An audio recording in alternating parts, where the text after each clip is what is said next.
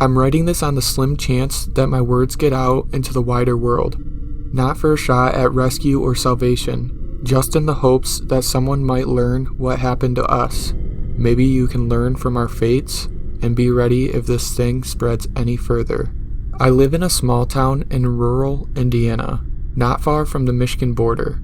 I will not reveal the name of the town to keep anyone who reads this from seeking this place out. Don't try. There won't be anything left to find in a few days anyways. I'm assuming the state, and likely the feds by now, have covered off the outskirts of town. Considering what sporadic connections I can snatch from the outside world, don't mention anything about our fate. Not that I blame them. I wouldn't want something like this in the media either.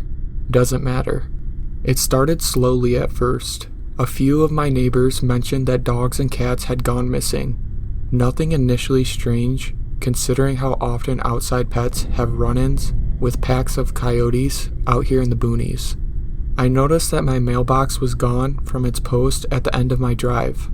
Again, nothing strange, as border local kids were notorious for smashing or stealing things with reckless abandon. I had been meaning to replace it anyways. I also noticed there weren't many birds in the sky on my way into town to buy a new mailbox. After a few days or two of missing cats, things got strange. The local sheriff was running himself ragged, trying to keep up with all the strange cases of vandalism. Families woke up to find that the shingles had been stolen from their roofs, entire storage sheds had gone missing, and even some cars had been stolen right off the street. No leads, no prints, not even any marks left where the perps had dragged this stuff away. Everything changed early Saturday, only 4 days since the first rumblings of strange occurrences. It was a bright, sunny morning, unseasonably warm. I remember working through my routine, feeling content and light on my feet. I shudder at the thought now.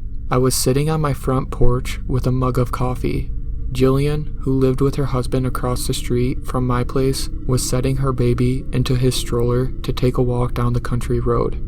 As I gave them away from my seat, I heard a muffled sound of shattered glass behind me, from somewhere in my house. I rushed inside, thoughts of rampant vandalism that had been plaguing the town running through my mind. As I entered my home, I heard the telltale pop and clatter of more breaking glass, louder this time and coming from the basement below me. I skipped to the cellar door and rushed my way down the stairs. My eagerness to catch these delinquents ended up being the thing that saved my life. Reaching the bottom of the stairs, I scanned the single room of my basement. This part of my house was used as storage. Homemade plywood shelves, stuffed with old clothes, destined for the donation box.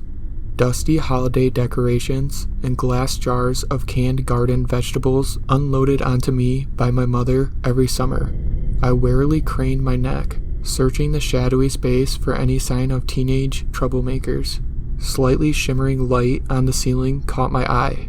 Stepping closer, I saw that it had been a mason jar of tomatoes, now reduced to the splintered glass and splattered paste smeared across the roof of the cellar.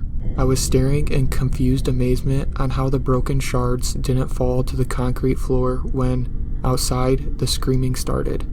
I rushed to the cellar window, a narrow slit near the roof for emergency egress, and to allow a trickle of sunlight into the room, to see what was going on. On the tips of my toes, nose pressed to the glass, I could just see Jillian and her stroller through the dusty pane.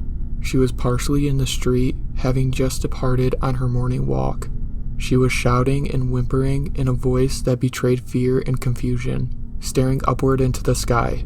The house above me let out a settling groan. Then, without warning, the baby in the stroller shot straight up. He didn't stand, he didn't jump. The little guy was only a few weeks old. He plunged directly upwards, wailing infantile screams as he fell into the sky. Jillian let out a shocked and terrified shriek as she snatched at her baby, missing as he sailed beyond her grasp. The mournful wails of horror she let out chilled my spine. Then she and her stroller followed her newborn son, snatched upward into the clear blue sky. I had a moment or two of shocked stillness, and then I too was falling. I slammed into the basement ceiling, landing hard on my shoulder and head and crumbling into a graceless pile. I heard my house splintering and groaning under strange new poles. All around me, shelves of junk crashed into the roof, spilling their contents and shaking the surface I found myself lying upon. On the other end of the basement, my old CRT television lurched upward, its bulk smashing right through the ceiling and barely slowing down. The hole it left shone with sunlight. It was all over in just a few quick seconds. I raised myself on my shaky feet, surrounded by broken items and piles of old clothes. Dust choked the air around me, swirling in the wind that now blown into the basement from outside. I was standing on the ceiling, just as I would have stood securely on the ground on any other day. No way to tell how long I was frozen there, immobile with fear and shock. Eventually, I gathered the courage to explore my situation. The hole left by the old television revealed nothing but blue sky beneath it. My house was gone, fallen away into the open air. By laying down on my stomach, I could peek through the cellar window. The neighbor's house was nowhere to be seen, only a few shattered pipes jutting from the earth and bleeding trickles of water downwards into the blue marked where it had been. Their house was older, built on a slab, no basement, barely a crawl space. No chance that anyone inside hadn't been pulled away. As I stared, the roadway gave out with a sickening crunch, the ribbon of the asphalt and the soil beneath tearing free under its own weight and falling into the abyss below. I lay on the roof of my cellar for hours, amid a sea of ill-fitting clothes and shattered jars. I checked my phone intermittently, hoping for any information before my battery died. Connection to the outside world was rare, the cell towers likely having fallen into the sky like steel lattice javelins. In the few scattered moments of connection I did have, I learned just a few things. The wider world seemed unaffected, at least for the moment, and utterly ignorant of the fate of our town. The fake, 2 white smiles of national news anchors reported on puff pieces in the skyrocketing stock market. Local sources painted a much bleaker picture. Social media posts from people within town painted a picture of despair and disaster. A picture was posted from a cellar near downtown, or at least that's what the caption stated. None of the old brick buildings that had lined Main Street still existed, just an empty inverted horizon of broken earth and falling soil. Mikey Collins, the high school's quarterback, posted a short video clip of himself and his surroundings. He was trapped sitting in the branches of an oak, caught outside in the park when gravity betrayed us. The only things audible in the clip was the roaring of the wind and Mikey's quiet sobs. Christ, the poor kid. Another local phone was transmitting a live stream, a dizzying spinning blue display as the device plummeted endlessly through the sky. It was unclear whether the phone had been dropped or the streamer had fallen with it. I shut my phone off for a while. I sat mostly immobile in my inverted basement for nearly 3 full days, eating from the few mason jars of vegetables that hadn't shattered in the fall. Every once in a while, the walls would shudder, soil and mud sloughing from the sides. I knew this place wouldn't hold forever. It stormed one night, a sheet of dark clouds dangling far below the ground. No rain came to me, presumably plummeting in sheets beneath the clouds. There were even flashes of lightning down below, like you might see from a plane at cruising altitude.